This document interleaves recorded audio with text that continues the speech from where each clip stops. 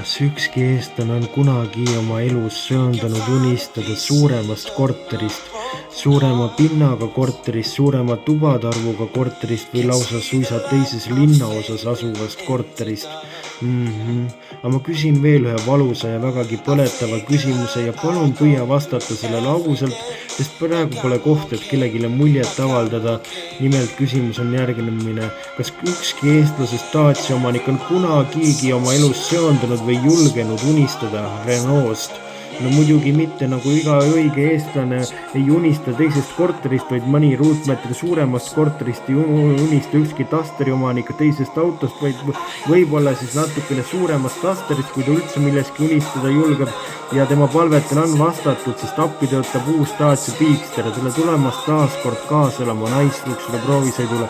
Kuigi tema nimi kõlab nagu mingi uus McDonaldsi kampaaniaine, on ta tegelikult 4,5 meetrit pikk ja on tal olemas 22 centimeetrine clearance, kuid see nii suur clearance ei tähenda nagu Subaru X-Veel, et nelikvedu oleks standardvarustuses, olemas tal aga 17, 18 või 19 tolised valuväljad ja katuserellingud on juba standardis ja olemas tal lisavarustuses eraldi käpingu boks, mis tähendab, et on olemas tal ka voodi, ehk et sa saaksid oma unelmate Dacias ikkagi magada ka.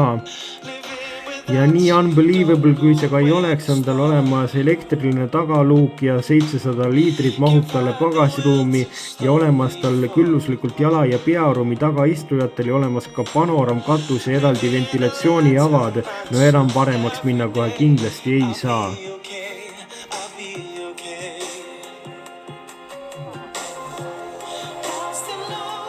Või võib-olla ka natukene saab, sest interiööris on olemas 7-toline või paremas varustuses 9-10-toline digitaalne näidikupaneel ja multimeediasüsteem ja olemas seal küll väga vana ja Dacia lemmiksõber ehk kõva plastik ja tegelikult näeb see interiöör üsna tuttav ja igav välja võrreldes teiste Daciatega, mis on ju ka üsna igavad ja tuttavad ja olemas tal ka soojendusega istmed, soojendusega rool ja soojendusega esiklaas.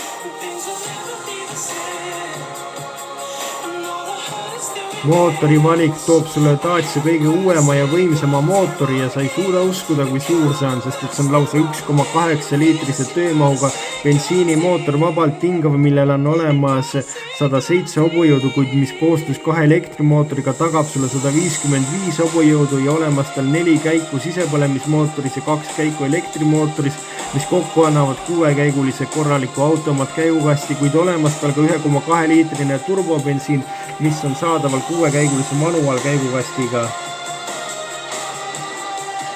Ja olemas tal ka sama suur mootor, mis on saadaval LPG-ga ja millel on olemas 2 suurt paaki kogumahutavusega 90 liitrit ja mis tagab sulle 1500 kilomeetrit sõiduulatust. Tema hinnad algavad kõigest 23 000 eurost ja kui sa mõtled, et see Bigster pole ikka päris sinu rida, et vaatad võib-olla veel natukene ringi, kuna 7 istekohta tal ikkagi ei ole, siis ootab sind ukse peal ees juba Dacia Jogger, nii et mingit pääsemist enam Dacial sul enam ei ole ja mine nüüd ja võta oma unelmate sõiduk vastu.